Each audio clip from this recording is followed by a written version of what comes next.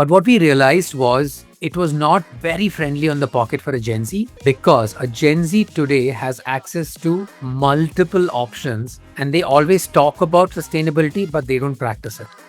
They want it, but they don't need it. I mean, a very different meanings to the message. So they talk about it, but eventually if you give them an option between a 500 rupees organic cotton t-shirt and a 200 rupees cotton t-shirt, they will go for the 200 rupees cotton t-shirt. Purely price like.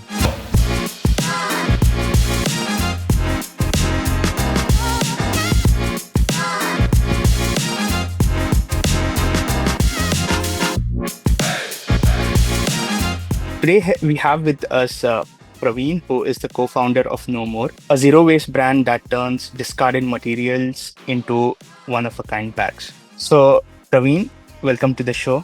Thank you, Sohail. Pleasure talking to you. Lovely, lovely. So, Praveen, to kick things off, could you tell us a bit about yourself, your journey, why you started NoMore? Okay.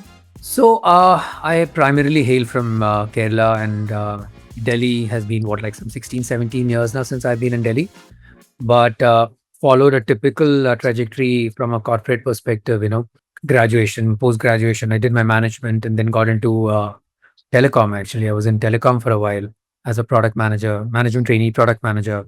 And work got me to Delhi in 2009. And while I was working with a telecom company here, I moved to education for a while, then joined this friend, and together we were doing this corporate gifting, so to say. So we were in this corporate gifting space, but at the same time was when requirements for bags and accessories were pretty big in the corporate gifting space. Then you're talking about the likes of HCLs and HPs and all that was coming in. While that was happening is when the friend and I, we realized that maybe there is merit in kind of getting, a bit more into manufacturing bags and accessories, because there was a demand for it then.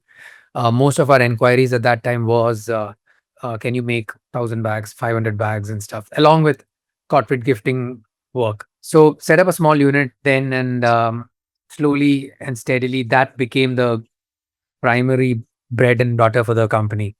And we slowly moved out of corporate gifting and became a bags and accessories manufacturing company. And so I did that, and I was part of that company. And those days they used to make it for private labels. And there's something called GWP, which is gift with purchase, which is what you get, let's say, in a duty free. When you buy 2 bottles of alcohol, you get a bag free or something like that.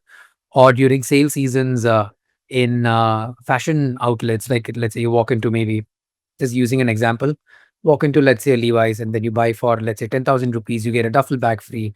So we were mostly making for such orders. Interesting. And that happened for almost 9 years. But I exited that partnership in 2021.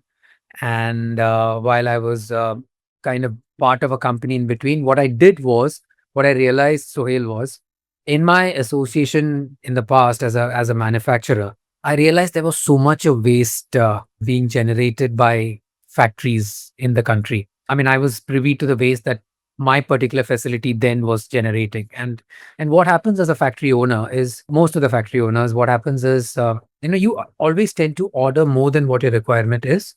Okay. Because let's say you need 100 meters of some fabric for a production, you end up ordering 105 meters because you never know what can go wrong. And it's not always that it goes wrong. Sometimes it doesn't go wrong. And what happens to those 5 meters that's come extra? Okay. It could be a color. If it's a black, it gets used. But if it's any other color, it's not necessary that it gets used. So that's 5 meters. Now that's one kind of excess discards, leftovers. Then you have something wherein you order a fabric and it comes in a different color. It's not always that it goes back to the supplier. What do you do with it? It lies. So all of these raw materials ends up lying in your storeroom. It could be 5 meters, 3 meters, 4 meters, 10 meters. It could be a fabric which has got a line on it. It could be some reject. It could be maybe some bad print, but all of these raw materials, it could be in small numbers or it could be in large numbers. They start getting stacked up in your storeroom. And I mean, I'm guilty myself. Or after 6 months, you visit the storeroom, you realize, "Kya ye kya hai?" And you'll have a truckload of raw materials lying in the storeroom, not knowing what you can do with it. And it's not always necessary that you get an order for those particular shades or those particular kind of fabrics. You call a kabadiwala and you just give it off to them. That's what happens. You sell it by the weight and just, Yeah. dispose it. Let me put it that way. I mean, I've done it myself, so I'm telling you that. So I was like, okay, there is so much of waste here that my facility was generating. So what if you look at and combined total of all manufacturers in the country today. And not just bags and accessories, but also you look at garments, you look at apparels, and there's so much of waste and discards and leftovers. And you're talking about post pre-consumer textile, waste that is being generated by these facilities across the country. Okay, across the country. Very rarely does it go for a recycling or a. I mean, it's painful and a lot of work for that. So I was like thinking, is there something that could be done with all of these raw materials? And we come from a manufacturing background, you come from a bags and accessories background, so you know that you can make good looking products out of it. So so that's when Priyanka was a great friend, and I started speaking to Priyanka, and we were like, can we do this together? And why don't we just kind of look at sourcing these raw materials that would be of no use to anybody, and can we start looking making good looking products out of it? And we were like, if brands like us and others don't do it, there'll be no more of the planet tomorrow. And because all of these are going to reach the landfill. Once they reach the landfill, it's going to take years and hundreds of years for them to disintegrate, biodegrade, not bio also, just degrade or actually get disintegrated. So we were like, if we don't do it, there'll be no more of the planet tomorrow. And that's why we came up with the name also called No More. And What does that stand for? No More was like the name of the brand, because if we don't do, there'll be no more of the planet tomorrow. There'll be no more tomorrow. So we called ourselves No More. And Interesting. it syncs well with our core ethos and core thought as well. And you don't need more than one. You don't need more than, and there'll be no more of the country or the world tomorrow if you just keep hoarding. I mean, it's a take on fast fashion. It's a take on everything. No More as a term. So we set about registering the company, setting it up, and it's been what, bit more than 2 years now since we have Interesting. started making bags and accessories under the brand No More. Very clear with our core thought as well. It's upcycled, so we don't recycle, we upcycle. So we get raw materials in its actual form, and then we try to do something with it. And we've moved across industry, so it's not just garments today. It's also billboard flexes, like outdoor billboards. You get those I saw that flexes. ad on Instagram when you were talking about the lens bag. Correct. Automobile seat belts. We get a lot of automobile seat belts. All our handles and bags are made of automobile car seat belts. We don't buy seat. We call it webbing belt in the manufacturing parlance. We get scrapped cars ka seat belts is what we use as our shoulder belts. Our lining is mostly discarded parachutes. So most of our lining inside are parachute materials that used to be a parachute, but it must have had a hole. So they've stopped using it as a parachute. We get access to that. That's how it is. So that's what No More is all about. And been a gradual transition, but some forced transitions. But now this is what it is. Lovely, lovely. So you mentioned earlier you were working with corporates, which is more of like B2B kind of business, right? And now with No More, you are into B2C, right? True. You already had that touch with corporate, like where you could actually sell this product, with a cause that, okay, this is upcycled product, so and so with those things. Why didn't you go into that segment and come into the B2C part? Okay. So we are actually going to be doing it the other way. See, the easiest or the ideal route for me, Sohail, would have been having been in the B2B space, having done sales of bags and accessories to multiple brands. Easiest for me would be to just do myself the same thing. Okay. No, I'm not talking about the sustainable part. I'm talking about the non-sustainable part. Okay. But we were very clear that we are going to be building a brand from the country for the world, and we have to kind of our core thought is reflects on the brand as well. If you've noticed our Instagram, what we've tried to do is we've actually placed all our bets on building a great brand from the country, which makes great looking products. We wanted to reach the consumer. Having said that, now we are also doing B2B. So on one side, we have your D2C, B2C brand that is there running for 2 years. We've not been able to reach a large audience because we are totally bootstrapped. But now on the side, parallel B2B is also happening for the brand, wherein you have a limited batch being supplied to brands. Lovely, lovely. Because I've seen brands like, or maybe entrepreneurs who have already have a touch of B2B, they would rather stick to that than getting into B2C. But then you took it other way and, the motive was something that drove you there, which is interesting. There's another reason also. See, when you're doing upcycling, it's not necessary that you have a say on the raw materials that come to you. Okay, today I might get some reds, blues, oranges. Tomorrow I might get yellows, greens, and pinks. When it comes to B2B, especially certain kinds of B2B brands, they're very particular कि मुझे 1000 pieces of this particular shade ka bags chahiye. We can't provide them that. We are looking at more those kind of brands that are okay with getting different variants of a similar looking bag, because it's not necessary that we'll be able to follow the same color code on every bag, because eventually it's upcycled. So you need to be a brand that is more particular about the story and great quality than just uniformity and making your employees all look the same. Rather give them a similar looking silhouette but different styles or different color combinations. So Lovely, now lovely. brands that come across to us saying that, listen, I'm okay with different color codes of the same shape, but every bag looks different. We are fine with that because they are more concerned and they are more gung ho about the fact that it is something that is good for the planet that their employees are carrying. It also aligns with their ESG goals. It aligns with their CSR responsibilities and helps them get offset some carbon and gets them some carbon credits as well. So it just kind of sits, and brands are now a bit more open. Understood, understood. So when it comes to this category, right, upcycled, materials and all of that, how do you go about educating the customers? Like, you are not just selling them for the cost, but also for the functionality side of things, right? For the bags and so on. So how do you merge both of them and, actually go out in the market and tell customers that, hey, you are not just buying it just because it's upcycled, but also for the functionality and the rest of the It's things. tough. See, it requires a lot of consistency, a lot of effort, and sometimes a lot of money as well. So what we try to do is one, we try to mention about it in our communication, whether it's Instagram, whether it's on the website and all that. But it's not always necessary that we are successful in that sense, because sometimes a customer walks into your website because they've seen a good looking bag. And when they see the good looking bag and when they come onto the website, sometimes is when they realize that this is also a sustainable bag or an upcycled bag.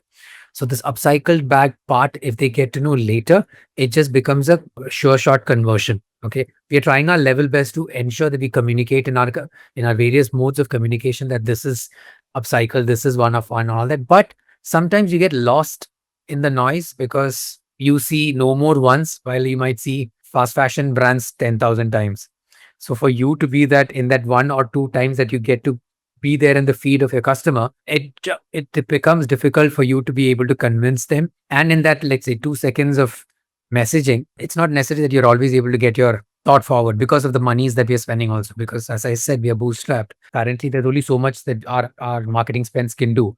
So it's a compromise that you need to do. Either you tell the story or you talk about the great looking design and hope that the customer falls into your walks into your website.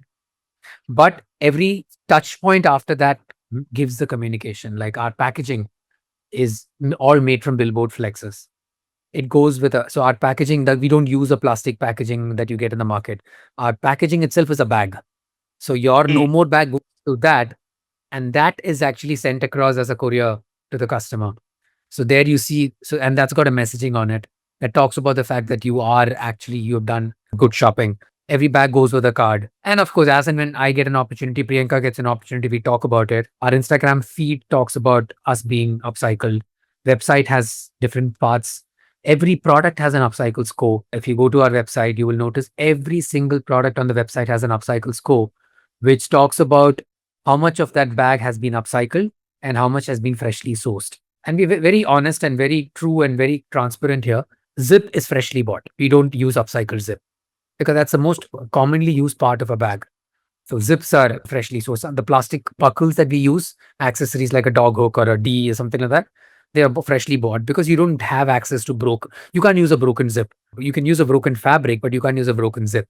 So we mentioned, like in this particular bag, 65 is the upcycle score or 75 is the upcycle score, which purely means 75% of the raw material used to make that particular bag are upcycled. The balance 25 has been freshly sourced. We got it. clearly that. So again, these are ways of, but see, you're building a D2C brand. It takes months and years for the customer to eventually know that you are a brand from an upcycled, sustainable space. Lovely, lovely. Interesting story. So when I was scrolling through your Instagram, right, all the posts and the category that has been targeted is like youngsters and Gen Zs, right? Is that something that is done purposely, or is it like just that I came across it? Like that is your ideal customers? When did you visit the website? The Instagram yesterday, like the last 2 months of content, I guess. And website. Website yesterday itself. But what I saw it from Instagram was like, majority of them were youngsters and Gen Z. Okay, so I'll explain this to you. So when we started, Sohail, I mean, this is a funny story. So when we started, we were like, we're going to be targeting the Gen Zs, and they're going to be coming to us, and they're going to fall in love with the brand and stuff. And our price points were not maybe friendly on the pocket for a Gen Z. Okay, so when we launched at that time, I'm talking about days before you saw the website. Let's say maybe up until 3 months back or 2 months back, we realized our customers, while we wanted to target Gen Zs, our customers were all millennials. We were like, how is this happening? Because we started posting when we launched our brand, we were like, have these cool looking models and cool looking photo shoots and stuff. And we were like, yeah, to Gen Z is going to latch onto it and all that. We were completely wrong. We were like, it's all mid to late millennials who were buying our product. Okay. And our style and our design sensibilities also started attracting more millennials at that time. But what we realized was it was not very friendly on the pocket for a Gen Z, because a Gen Z today has access to multiple options, and they always talk about sustainability, but they don't practice it.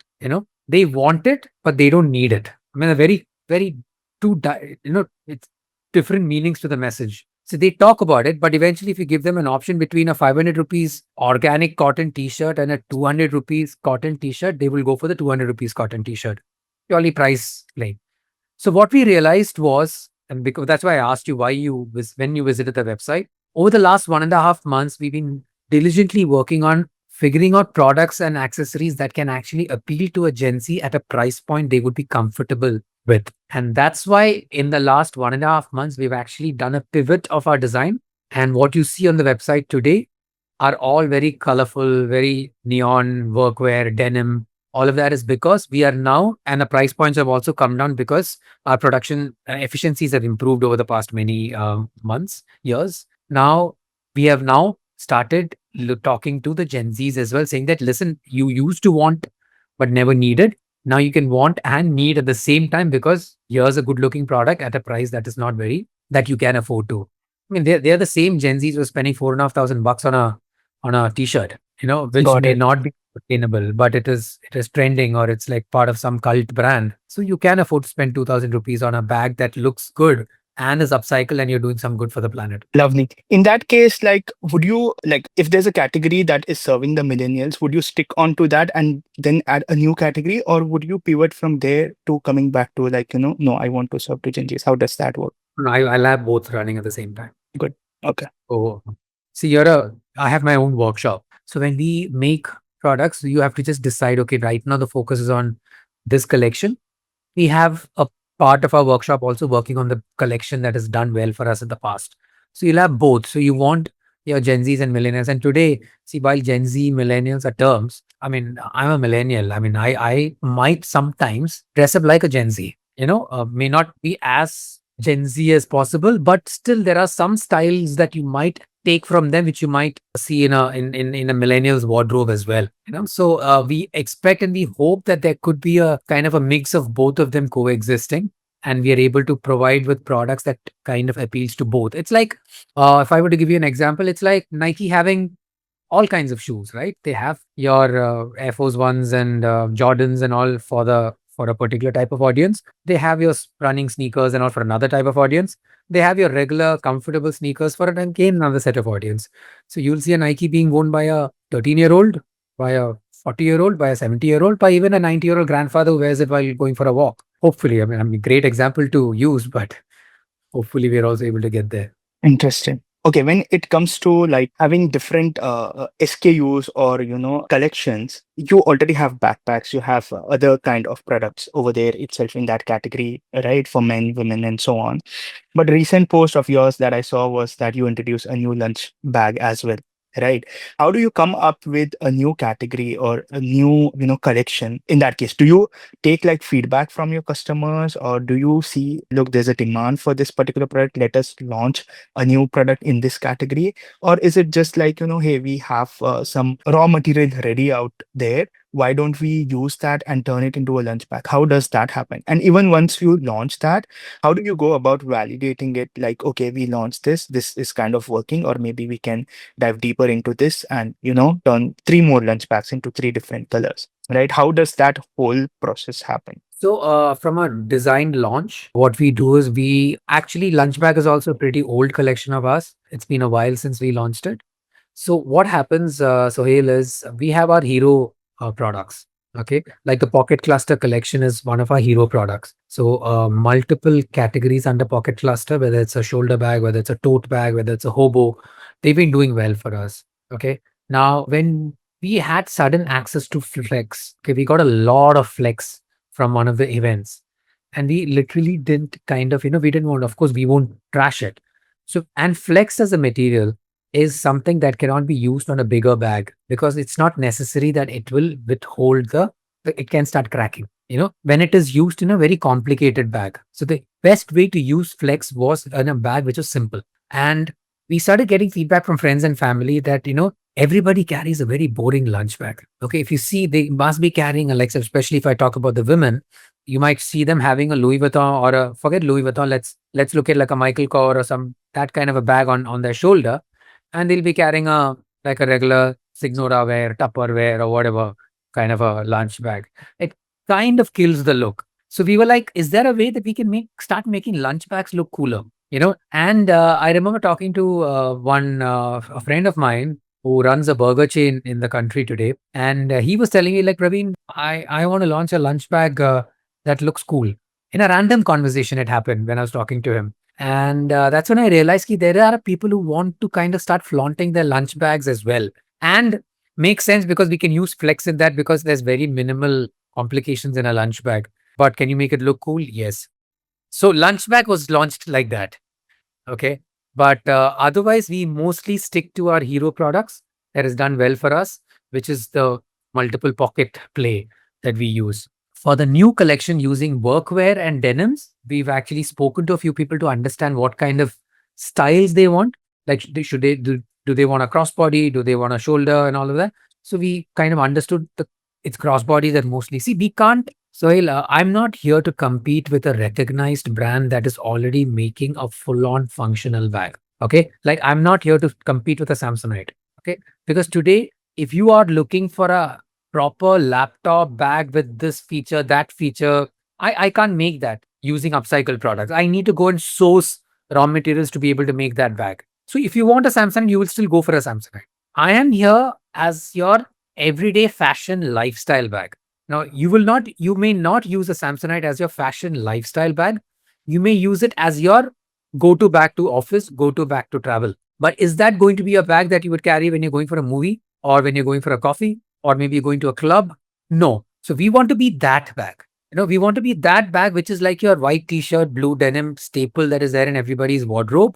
Can we be that? That's the target. That's what we're trying to occupy. I'm not here to, let's say there are Mokobaras of the world. Now, you wouldn't carry a Mokobara backpack and go to a club. You will see them carrying it in a metro, in an aircraft, all of that. But that's your functional. It's got features, it's got utilities and stuff. Yes, you might go and buy that. But come to us for the bag that you're going to be carrying to wanting when you want to flaunt things. When you want to flaunt, you want to go to a concert, carry a bag. You want to go to a party, you want to go to a friend's place, you're running an errand, going to the movies, going for a coffee. So it's your alternate bag when it comes to lifestyle. Interesting. When coming back to marketing side of things, okay, what are some of the strategies that you used when you just started and even been using now for growth? Like even if that has to be online or offline, if you could give like just two strategies that has worked exceptionally for you, what would those be? Let me talk about a couple of strategies would be offline exhibitions some of the exhibitions have worked really well for us. So we know for a fact that you need to be there in both online as well as offline. Online is our first mode. But whenever we do pop-ups in certain exhibitions, it has really done well for us. Wherein sometimes what you sell in, let's say, 15 days online, you might sell it in 3 days in an offline exhibition as a pop-up. But there are some exhibitions that has not done well for us also, wherein you might do a 2 day pop-up and you might hardly sell one or two pieces because there's no footfall or there's no audience or it's not the right audience. Whatever. See, we are an internet first brand. So we did initially, we do still spend on performance marketing, but we do try to focus on offline as well quite a bit. So today we are there in a few shop in shops. So from a strategy perspective, if you're a bootstrapped company with not too much or not too deep a pocket for performance marketing, I think the only way is to be offline and be there at places where your audience can come in the form of exhibitions or shop in shops or retail outlets.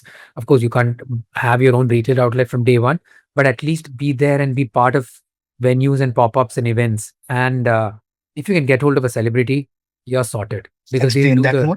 yeah, because they'll do the rest of the work for you. Today, if you notice, most of the celebrities are coming in as co-founders on brands. Okay, while due respect to these celebrities, their role may be very minimal in that brand, but their face adds a lot of value to the brand, and the fact that their name attached as a co-founder to the brand will do a lot of merit to this particular brand. You see a lot of that happening in cosmetics today. You have Bollywood celebrities becoming co-founders, and that those brands are doing phenomenally well.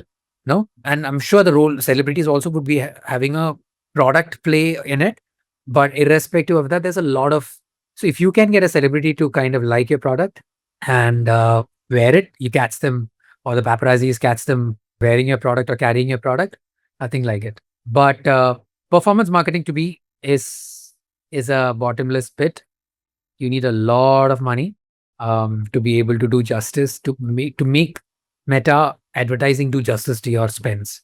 I've learned it the very hard way, and now we are exploring different avenues to be able to reach our audience, and we should hopefully get there soon. Did you also get into it with the mindset that, hey, I'll be spending so much on ads and this would be the ROI? I started thinking that we're going to be an organic brand with no performance marketing spends. We will we launch and within the month one, people are going to latch onto it and all of that.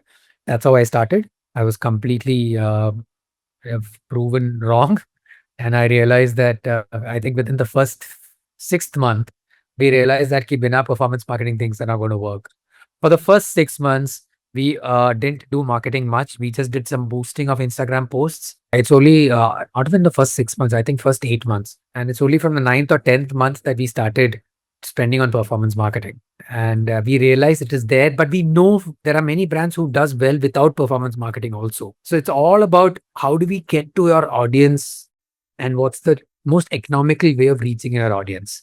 And it all is just that one instant of something getting popular. It could be, and today there's nothing better than a celebrity doing it for you.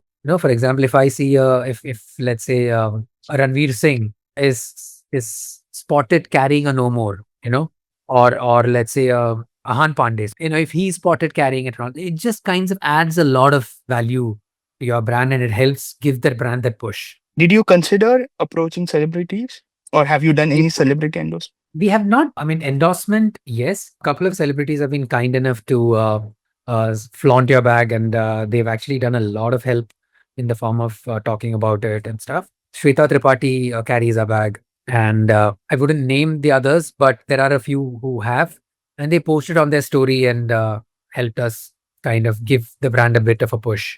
So even Diet Sabya has posted about us. So these are people who have helped us. And whenever such people post, you see a sudden push in sales. Interesting. So before we wrap up, Praveen, what are 5 things you would advise young entrepreneurs not to do when starting their journey? That I would advise young entrepreneurs not to do when they're starting a business. Okay, one is don't be complacent because complacency does not have space in business. Okay, of ki sab kuch theek ho jayega, sab kuch chalega wala, that mindset may not necessarily come your way. Okay, I'm not saying it in any order. I'm just telling things that are straight away coming to my mind. Okay, so it's not like number one, number two, number three. These are the things that don't be complacent. Can we dive deeper onto that again? Like some of them might have that, okay, now the sales are not coming. Maybe 6 mahine baad aa jayega. Or maybe like, this category is not working. It will work. Maybe we should try another approach. Can they implement this thing over there? No, no. See, complacency is like the having that mindset ki sab kuch theek ho jayega, sab kuch chalega, everything is going to work immediately. Like, I mean, this is going to be a product that is going to really well. Having that thing that, it's meant to be successful. It's not necessary that it's always meant to be successful. Sometimes it may not. Got it. Sometimes it may to a particular audience and not the entire audience. I mean, I know for a fact that my brand may not appeal to the entire audience or the or larger audience. It will appeal only to a niche. So let's be clear from day one that we're going to be talking to this niche. People who actually talk about sustainability and practices it also. Not only talk about it, but also practices it. So yeah, being grounded and doing your basics right is what I mean by don't be complacent. Second would be I would suggest you to start with one particular if it's in the fashion lifestyle product space and not a SaaS. I'm not talking about a digital thing, but then I would suggest you to start with one market, explore that market first, understand how this product is doing there, and then take it to other markets. Like for example, maybe I would have, if I had a choice, in hindsight, I may have just focused on Bombay to begin with and spent all my monies in Bombay and then maybe brought it to maybe a Delhi or a Bangalore or something because Bombay customers are a bit more open to such products than a Delhi. Like even today, my market is Bombay, Bangalore, Delhi. So majority of my orders and sales come from Bombay, then Bangalore, then Delhi. So I've heard a lot of people also talking about the fact that you start small, start with a focused market, learn everything there, and then adapt and make changes when you launch it across the country because you've already learned. So your exposure is less when it comes to spends, but you have taken a market, you've understood what works, what does not work. It doesn't culturally change so much. The Gen Z fashion forward audience is the same in Bangalore or Bombay. So any tweaking in the products and all you can do with your focused pilot study that you've done in a particular market. Third is have co-founders as much as possible have co-founders because they are a calmness to your chaos because especially when you are a bootstrapped company and you're only spending money and not necessarily a lot of monies are coming to you're in a chaotic mind all through. Like I know for a fact that I'm talking nicely to you now, but I know there is a fire that I need to fight as soon as I finish this call. So you're constantly thinking ki kaise karna hai, kya karna hai, what needs to be done, what should not be done. How am I going to handle that question? How am I going to handle this person's this requirement? Blah blah blah. So you need somebody to talk to. You need somebody who will take the burden off you. You need to clearly divide. This is what I am going to be doing. This is what you are going to be doing, and this is what the third person is going to be doing. If there is a third co-founder, so that everything is divided, and then you don't get into the way of each other. You have all clearly divided your responsibilities. Then you handle and focus just on what you're supposed to do. Let the other person focus on what they are supposed to do, and maybe come together once a week or twice a week and just discuss what everybody's been doing. But that co-founder makes a lot of difference. I mean, don't become a proprietor. You're the single person. You're going to be doing great and all that. Not necessarily. Have everybody has their own skill sets. Get on board some, maybe at least one co-founder, if not two. That's something that I would say. Get a co-founder. I spoke about complacency. I spoke about Co-founder. pilot, and I spoke about co-founders. I think more or less this should be good. And start small with respect to if you're bootstrapped, start very small. Unless and until your idea is so good that you're actually able to get funds, get somebody to invest in you before you've gone live. If it's a bootstrapped startup, start very small. Don't try to do everything. I think these are the top things that's coming to my mind. Interesting. I love the co-founder role part because a lot of them think that they have the superpowers and they'll be able to do it, but just in 3 months they'll realize how important it is to have someone to maybe discuss or have that when things are chaotic. You need someone to be there, right? Or to give that support and sort of things, which does make a lot of sense in my journey also. Like it had helped me in the past, so yeah, it connect to Lonely. a lot on that. Yeah. Entrepreneurship is very lonely. See, one, there is nobody above you. So it's very lonely at the top. You don't have anybody to talk to. How much will you talk to your wife or your partner or your spouse and your boyfriend, your girlfriend? How much do you talk to them? So you are constantly thinking of ways of fixing things, doing things, making things better. So when it's lonely at the top, you need somebody whom you can talk to. Now, the same co-founder is somebody whom you might have an argument with also, like a healthy debate, not an argument where you're disrespecting each other, but an argument where you are actually talking about certain ways. You might have a different opinion, I might have a different opinion, but we're actually maintaining the decorum, but debating about certain things, which is fine. The moment you start disrespecting the other person, then it's not wrong. When I say in the heat of the moment, when you're getting angry and shouting the top of your lungs, no, that's not allowed. But when it comes to having somebody who we can talk to, speak with, discuss ideas, argue, debate, all of that, and of course you enjoy the wins and the losses together, it just keeps your sanity at check. Yeah.